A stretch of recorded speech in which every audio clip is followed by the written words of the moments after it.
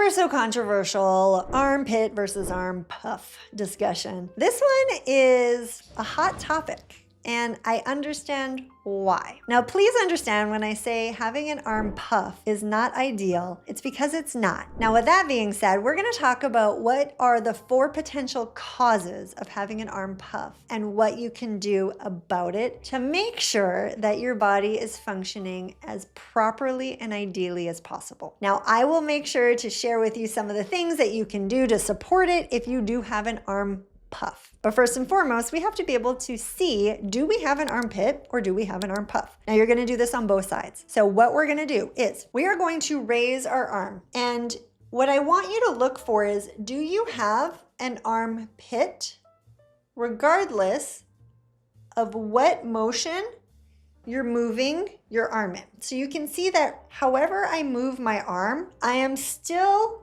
maintaining an armpit. That's what we want. Now, if you pick your arm up, and I'm pulling my skin aside to show you what an arm puff would essentially look like. But if I bring my arm up and I don't have an armpit, it's like a flattened area, that would tell me one of 4 things is likely happening. Okay, let's talk about those 4 things. Let's talk about what can cause it, and then let's talk about what to do about it. All right, number 1, I have people telling me all the time, well, I have accessory or axillary breast tissue in there. My doctor told me. And yes, that absolutely can happen. And what research is telling us is that is maybe 6% of individuals who have an arm puff. Now, normally we don't have any idea that we have axillary or accessory breast tissue in our armpit. It ultimately means breast tissue migrates into our armpit, it extends into there, and we don't normally find that out until we have hormonal changes, like after pregnancy, perimenopause, menopause, postmenopause, that kind of thing, when we're having fluctuations, massive fluctuations with our hormones. Men can also have this. It's going to be a smaller amount, roughly 1 to 3% of men might have breast tissue migrating into the armpit. So if we have breast tissue in the area, yes, we may have less of an indent, okay? Stick with me because at the end I'm going to tell us all what we can do. Let's just get through the 4 things. Number 2 is a cyst. Now, cysts are essentially fluid-like sacs that form in different areas, and it's usually a protective mechanism, or if you have fibrocystic breasts, sometimes those cysts can migrate into the armpit.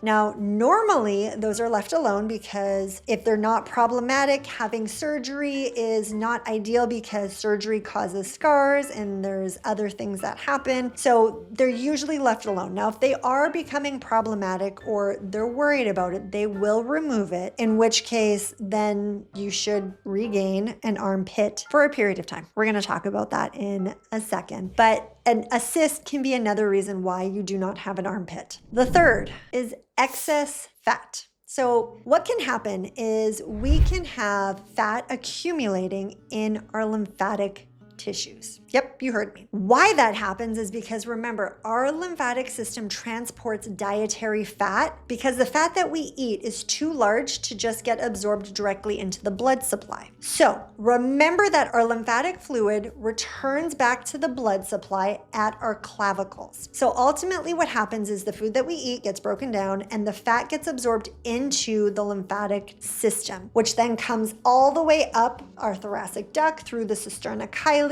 and returns on the left side back to the circulatory system, where once it's in the circulatory system, our body can utilize the fat properly. Here's the thing. If we have issues with digestion, if we have issues with lymphatic drainage, our body isn't going to be able to properly remove or continue to push the fat into the blood supply. It can accumulate, causing congestion. And they do find this on mammograms and MRIs in individuals who are overweight. Now, it's not going to be in every single person and it's not going to show in every single image, but they found that roughly 50% of individuals who are overweight or obese show that they are accumulating fat in their lymphatic tissues, which can be in the armpit. So Those are 3 potential causes. The 4th one is lymphatic congestion itself. Now, what can cause lymphatic congestion in the armpit is a variety of different things. It can be tight clothing, like tight bras, underwire bras, improperly fitting bras. Now, please understand, I'm not telling you don't wear a bra. I'm just telling you, one,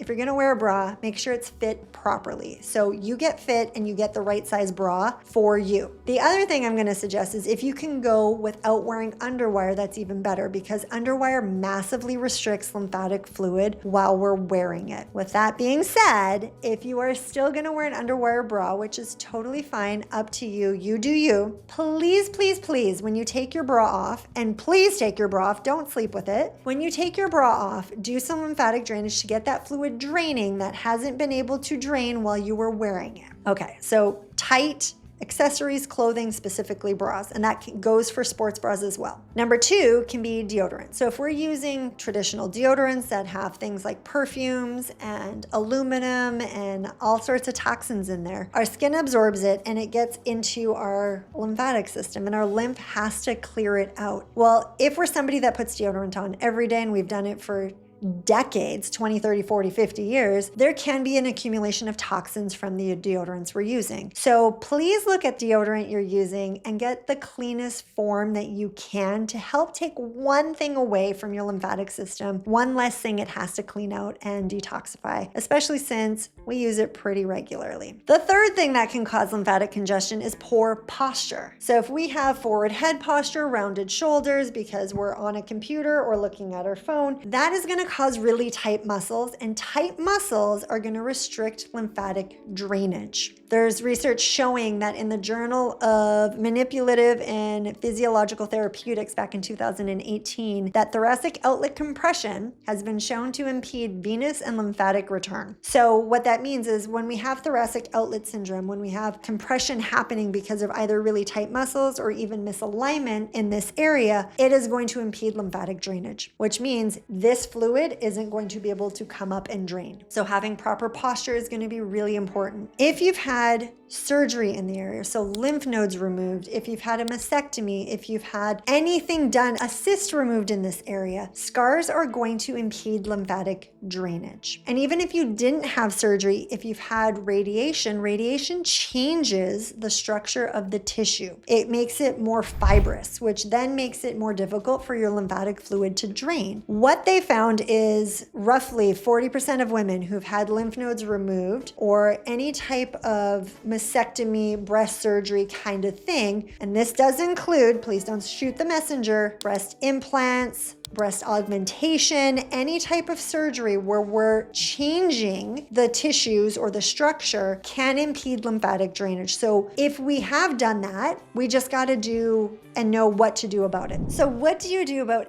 any of these conditions? Well, you're going to clear your lymph. And why we're going to clear our lymph? Remember, lymph holds waste. So if we are holding on to waste products, we're holding on to inflammation, we're driving inflammation, causing cellular breakdown, and that's the last thing we want. So we're going to go through and do our termini, followed by our apical nodes. We're also going to go and do our armpit, so our axillary, both sides. You're going to do anywhere between 10 to 50 pumps in all of these spots. Then you're going to go back up. I do recommend going back up to make sure that you are clearing the lymph fluid that you moved from your armpit into the apical, and then from the apical back to the termini. Some of the other things that you're going to work on is posture. So shoulders back and down, ears over top of shoulders. A simple thing to do would be to back up against a wall and have the back of your head, your shoulders, your butt, and your heels perfectly touching the wall. That's going to help show you where things need to be, and it's going to show you, oh gosh, my shoulders are really tight. Maybe I need to stretch out my pecs, or oh gosh, I can't quite get my head back. Maybe I need to stretch out my scalenes, my SCM, my platysma muscle. So those things are going to help support. Now, if you have scars because you've had a mastectomy or scar lymph nodes removed, you're going to want to do some scar tissue mobilization. So breaking up those adhesions is going to help increase lymphatic flow. It's gonna take time. You gotta be very gentle. And let me know if you want me to do a video on how to address scar tissues, at least the beginning step, the first like couple things to do in order to help get that tissue more mobile, more flexible, allowing better lymphatic drainage. And again, when you do this, it doesn't 100% guarantee that you will get an armpit back, because if you have excess fat tissue or breast tissue that has migrated or